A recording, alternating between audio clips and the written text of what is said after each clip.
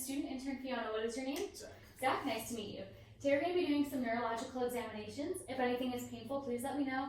If you have any questions, don't hesitate to ask, and everything today will be held in strict confidence. May we begin? Perfect. Okay, so I'm going to be testing two nerves today. The first one is going to be the olfactory nerve, which is the first cranial nerve, which we're going to be testing smell. So the first thing I would do is ask the patient, when did you first lose your sense of smell? About a week ago. Okay. Next, I'm going to have you tilt your head up to the ceiling, and I'm going to be looking for occlusions in each nostril. And then the next one, I'm going to test each nostril with a different scent. So go ahead and close your left nostril and tell me what this is. Coffee. Okay, we're going to do the other side. Okay. Garlic. Okay. That's the olfactory nerve. Next, we're going to be testing the vestibulocochlear nerve, which is cranial nerve 8. With this one, we're going to be testing balance and hearing. So I'm first going to start the whisper test. I'm going to go ahead and have you cover one of your ears for me like this, and then just let me know what I'm saying. Thursday. Okay, we're going to do the same thing on the other side. Friday. Perfect. Okay, the next test is the rind test. So for this one, I'm going to be striking the tuning fork and placing it on top of the patient's head.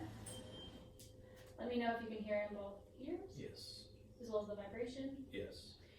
Okay, and the affected ear where they couldn't hear would be indicative of nerve damage.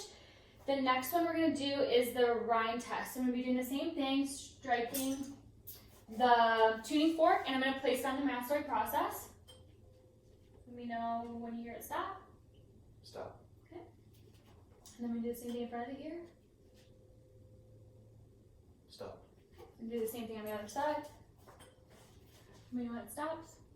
Stop. Okay. Same thing in front. Stop. Okay. So for this test, I would be timing it as well for each side, and the normal response would be hearing the tuning fork 2 times as loud in front of the ear compared to the mastoid process. And then conductive deafness is if the ear is blocked, so they can hear it on the mastoid but not in front of the ear. And then the last one would be sensory neural damage, where it's difficult to hear, or if not, they couldn't hear at all on the mastoid as well as in front of the ear.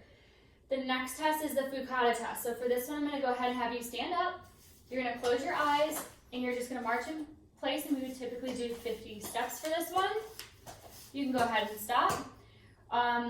Whatever side they lean to more while marching would indicate the side of the vestibular lesion. So the next one would be vestibular ocular reflex. So for this one, I would start by, you're going to be looking straight ahead. Your eyes are going to be open the whole time. I'm going to go ahead and turn your head each side to the right and to the left, and then I would speed up, watching the movement of their eyes. Okay, and then we would do flexion extension. And now go a little bit faster. Eyes open, please. Perfect. And then lateral flexion. Keep your eyes open. And for this one,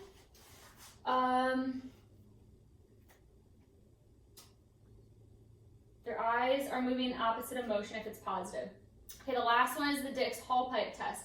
For this one, I moved the patient's head 45 degrees, and then I would just bring them back. So for this one, Zach, I'm going to have you go ahead and sit up here with your feet coming off the table. And then I'm going to turn your head 45 degrees. And then go ahead and bring you back. Okay, do the same thing on the other side. 45 degrees. And then bring it back. Okay, and for this one, if it was positive, it would be anastomosis after falling, which would indicate benign positional vertigo.